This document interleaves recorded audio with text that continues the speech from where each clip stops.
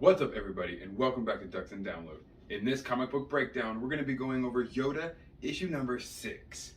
This one is the finale to the Younglings arc, as I'll be calling it, a moment in which Yoda is going over memories of failing pretty much at teaching, even with a fellow student by his side. This is by far one of my absolute favorite comic book arcs ever, easily top 5, and definitely my number 1 Yoda story, as I am in love with the characters and the consequence, the dilemma, the dialogue, all of it. Amazing story arc.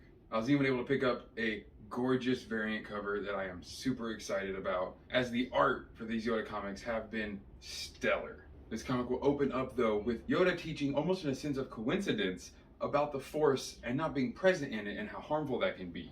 Not being in the now, but worrying about what is around you or perhaps what is out of your control. Much like the future that is absolutely plaguing Chrisish, who we see in the next few panels over gear, ready to pummel her or strike her down if she does not admit to what she has not done. Sitting there pleading with him, and this fight was about to come to a very horrible end until thankfully Jack Zinn, the friend of Greer and Chrisish, tackles Chrisish off of Greer and is able to kind of break up the moment. Jack Zinn is injured by Chrisish as he tries to stop the fight. This is when Chrisish, in the eyes of Greer, has gone too far, and she's not going to let her friend now be harmed in front of her while these absolute slanderous lies are being thrown around. Taking these onto the assault now, ready to do whatever it takes to stop this assault. The only monster here is you. And this is when the fight really gets heavy and things really pick up. Back and forth with the Force and lightsaber blows. These two are really going at it now. And not because of the feud that existed between Wookiees and Trandoshans, like Chrisish thinks, but Greer is just attempting to protect those she cares about and is very confused by her past friend literally attempting to kill her for something she's not done. Greer then shoves Chrisish against a tree and is able to destroy his lightsaber finally. This is the moment though when Yoda finally stops the fight. He sits down with the Force, begins to teach. Now this is a bit much. I mean, I feel like this is called for a little bit more action on Yoda's sake, but we'll let the Grandmaster do what the Grandmaster does. Yoda simply asks Chrisish if he senses the dark side within Yoda as well. Chrisish talks about how that's impossible. Yoda doesn't have the dark side in him. He's a Jedi Master. But even Yoda talks about how he himself has to fight with the darkness on a daily effect. He then asks Chrisish if he really attacked Greer to protect himself and his fellow Jedi against a dark Jedi, or was it out of fear and anger, which leads to hate, and of course hate leads to suffering. They are again separated and taken back to the temple.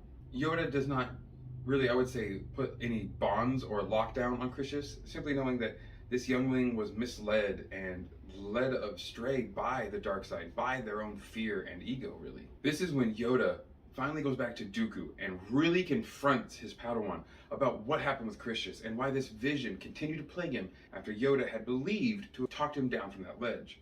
Well, Dooku talks about how the Yoda doesn't understand and how he's already seen his best friend Sifo Dyas suffer so vividly from these visions, and no one believed him, even though they constantly come true. But of course Yoda says that Dooku should have come to him as his master and as Grandmaster, as he has spent so much time fostering and caring for these younglings. It is his place to help deal with these issues. Count Dooku, by allowing Chrisish to think on these visions, fostered the doubt that would lead to these dark ideas and his fear and anger. But Dooku already has his own fear and his own anger from his friend Sifo Dyas, which is really the catalyst that sends Dooku to the dark side. Now, in a turn that I did not see, this ends with Greer, after speaking with Yoda about how maybe the best thing to do with the Force is leave, because now even she's worried, what if this vision does come true?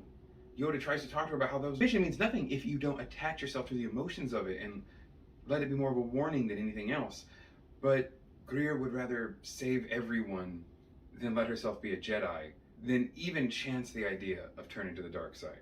So she makes the ultimate sacrifice, dons street clothes, and leaves, ready to see the galaxy for herself in a different way. Not with a lightsaber, but honestly with a lot of Force training. So if nothing else, maybe a really cool upcoming comic where we get Greer as this cool Force imbued Trandoshan. But it was very sad to see her leave, as I would have loved to have seen another Trandoshan Jedi. But it was a beautiful choice, and again, this arc is just so well written. I loved it from beginning, middle to end. I'm so sad it was only 3 parts and it's over. I need to see more of this awesome young Yoda, or This awesome sense of Yoda training and all the other Jedi Masters coming up around him. Maybe we could even see like a young Plo Koon cameo. Be so cool.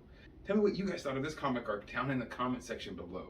Thank you all so much for stopping by, and as always, may the Force serve you well.